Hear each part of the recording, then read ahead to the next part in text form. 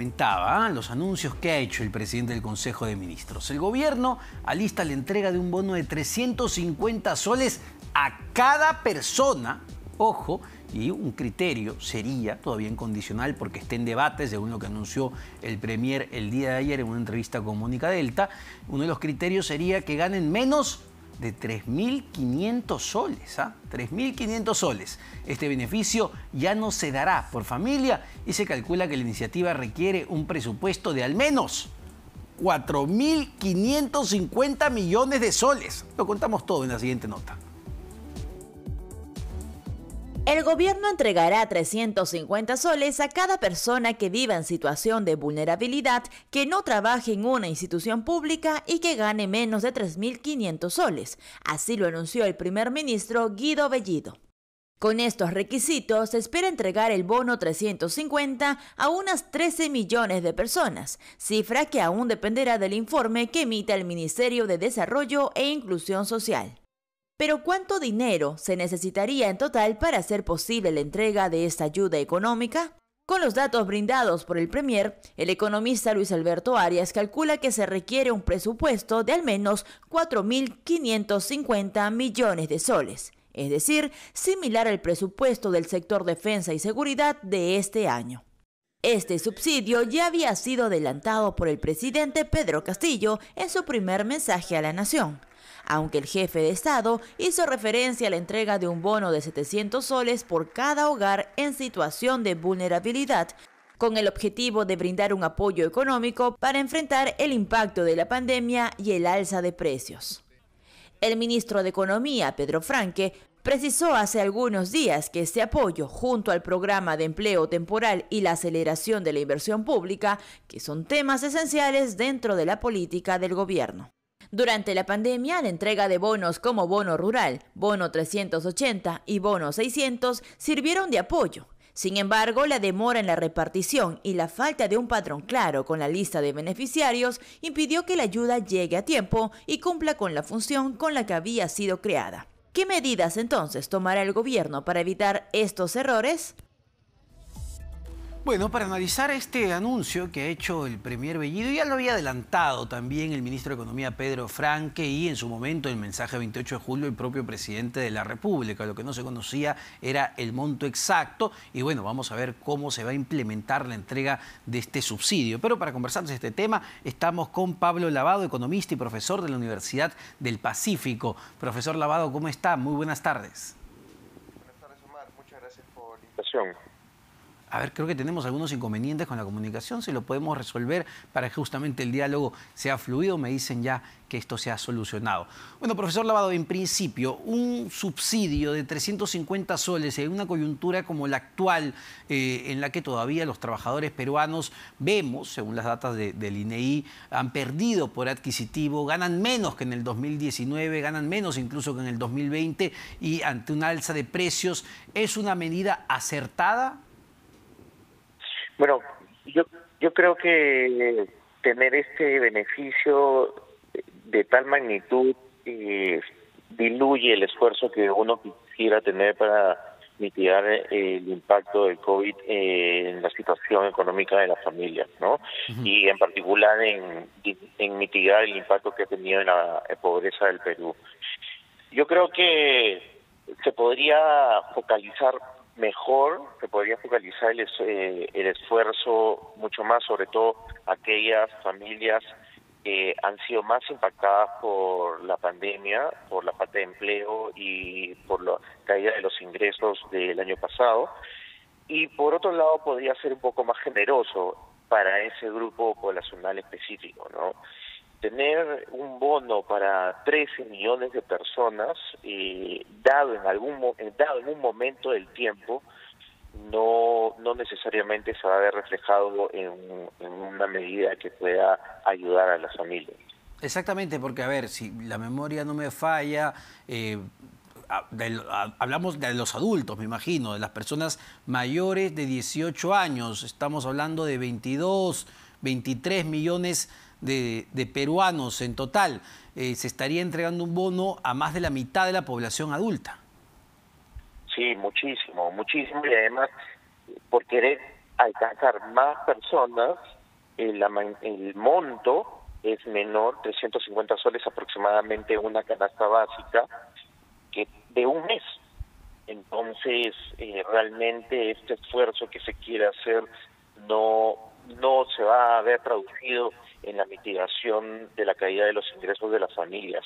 Creo que por eso es que tener el foco en aquellas familias con menores ingresos, en un 20-25% de las familias, y a ellos darles un monto más generoso, o incluso darles, incrementar a los que ya son beneficiarios de Juntos, incrementarles un poco el bono y que sea periódico, podría tener un mayor impacto en la situación económica de las familias, sobre todo ahora que también estamos viendo un alza de los precios de algunos bienes esenciales. Ahora, las políticas de subsidios, ¿no? ¿En qué medida funcionan? Una política de subsidios, ¿en qué medida generan resultados? Y quizá podamos ver el ejemplo del 2020 con la entrega de los bonos. ¿Ayudaron en su momento al menos a frenar el incremento de la pobreza cuando toda la economía se cerró, se paralizó, millones de peruanos se quedaron sin trabajo? ¿Sirve en situaciones de emergencia? Bueno, hay varias preguntas que has hecho ahora. Vamos a tratar de responderlas paso por paso. Lo primero es que preguntas, ¿los bonos y las transferencias por emergencia funcionan para mitigar el impacto que pueda tener un desastre o una emergencia en los hogares? Y la literatura te dice que sí. La literatura te dice que sí, bajo algunas condiciones. ¿Cuáles son esas condiciones? Que el bono se entregue rápidamente a los hogares, llegue a los bolsillos de las familias y que además tenga cierta regularidad, ¿no? Las transferencias del año pasado han ayudado a mitigar el impacto de la pobreza. Sí han ayudado. Calculamos que han podido mitigar el impacto de la pobreza en 3 puntos porcentuales. Pero si yo extrapolo tu pregunta a hoy en día, en donde estamos en un momento distinto del shock que hemos vivido, en donde ya la reactivación económica se está dando, vemos la recuperación con respecto al 2020, efectivamente todavía no tenemos los niveles del 2019, estamos en otro momento de la crisis. Y aquí los subsidios, o el subsidio tal como se quiere entregar, probablemente va a tener mucho menor impacto, porque ahora, en este momento, lo que es más importante es la recuperación de la producción, del empleo y finalmente de los ingresos que tienen las familias. Y hacia eso se debería apuntar las medidas de mitigación de la caída de los ingresos de las familias. Ahora, se vuelve a hablar, profesor Lavado, de los controles de precios, ¿no? Incluso el viernes pasado, desde la bancada de gobierno de Perú Libre, se ha presentado un proyecto de ley para que el Estado controle los precios tanto del sector público como del sector privado en situaciones, dicen ellos, excepcionales como las que estamos viviendo. Ayer escuchábamos en una entrevista también al líder del partido, Vladimir Cerrón, hablar de que él cree justamente en los controles de precios. ¿Qué implica un control de precios en una situación como esta, donde vemos pues el alza de algunos productos, de algunos servicios? ¿Se justificaría un control de precios? Mira, una cosa es creer, pensar, aspirar a que uno puede tener desde una legislación todo el poder como para manejar una economía controlando precios. Y la verdad es que la literatura y la evidencia que nosotros hemos tenido como país en los 80 con los controles de precios es que estos no han funcionado, y por el contrario lo que han hecho es generar escasez y por lo tanto generar mayor pobreza en las personas. Fíjate, en los últimos 30 años, en donde el PIB per cápita ha crecido en más de 100%, se ha doblado, los ingresos también han crecido, no ha habido una experiencia de control de precios, ha habido más una política de crecimiento, una política de inversión privada y que ha favorecido a los ingresos de las familias.